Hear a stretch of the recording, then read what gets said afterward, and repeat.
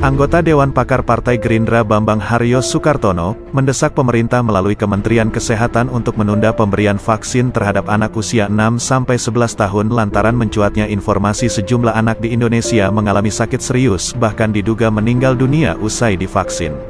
Dikatakan Bambang, fenomena ini harus menjadi konsentrasi utama Kementerian Kesehatan bersama Litbang Kesehatan untuk turun melakukan investigasi sekaligus analisa mendalam mengenai vaksin yang diberikan kepada anak tersebut apakah ada satu kesalahan, misalnya expire, kelebihan dosis, atau salah memilih jenis vaksin dan sebagainya. Melansir WHO dan seluruh negara di Eropa misalnya Jerman,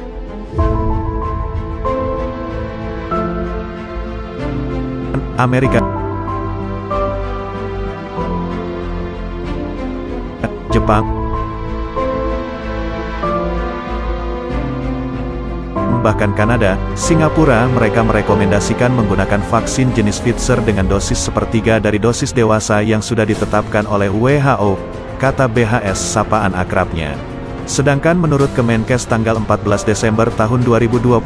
sebagaimana situs resmi kemkes.go.id pemerintah menggelar kick-off vaksinasi COVID-19 anak usia 6-11 tahun serentak di 3 provinsi di Indonesia. Vaksin menggunakan jenis Sinovac yang sampai dengan saat ini beberapa negara di dunia belum ada yang menggunakan vaksin Sinovac untuk kepentingan vaksinasi anak 5-11 tahun, kecuali di China.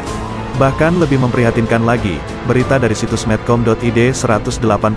dosis vaksin di Jawa Barat kadaluarsa akhir Januari. Pernyataan Gubernur Jawa Barat Ridwan Kamil bahwa di semua provinsi ada yang mendekati kadaluarsa dan tetap akan diberikan berjumlah sebesar 180.000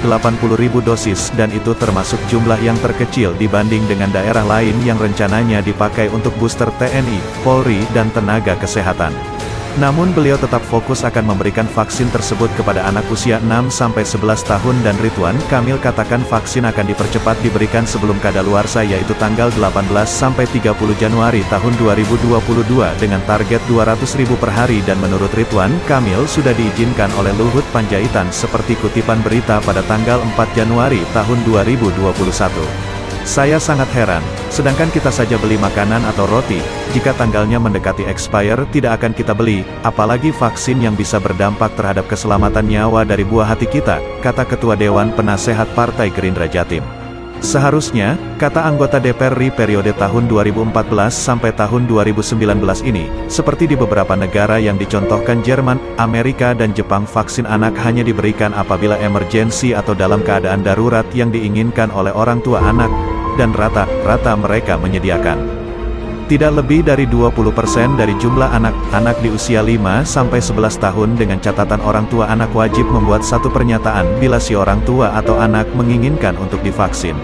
Bukan terbalik seperti yang ada di Indonesia, anak-anak dipaksa untuk dilakukan vaksinasi dan bahkan ada beberapa daerah yang mewajibkan paksa dan bila tidak vaksin tidak diperbolehkan sekolah. Sedangkan orang tua murid diminta untuk membuat pernyataan tidak akan menuntut bila anaknya yang dipaksa vaksin mengalami masalah kesehatan dan bahkan meninggal dunia, kata Bambang Haryo.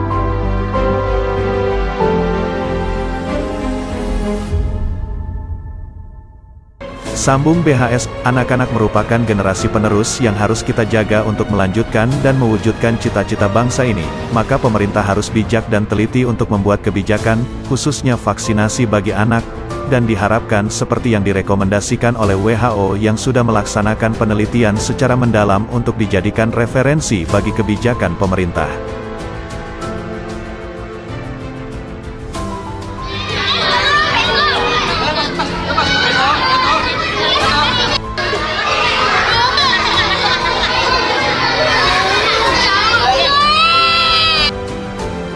Tentunya semua kebijakan pemerintah adalah merupakan tanggung jawab dari pemerintah, bukan tanggung jawab dibebankan kepada rakyatnya. Dan vaksinasi untuk anak sementara harus ditunda pelaksanaannya untuk melakukan penyelidikan dan evaluasi hingga tuntas baru kemudian diberikan kepada anak-anak bila vaksin dapat diterima secara aman, tutup BHS.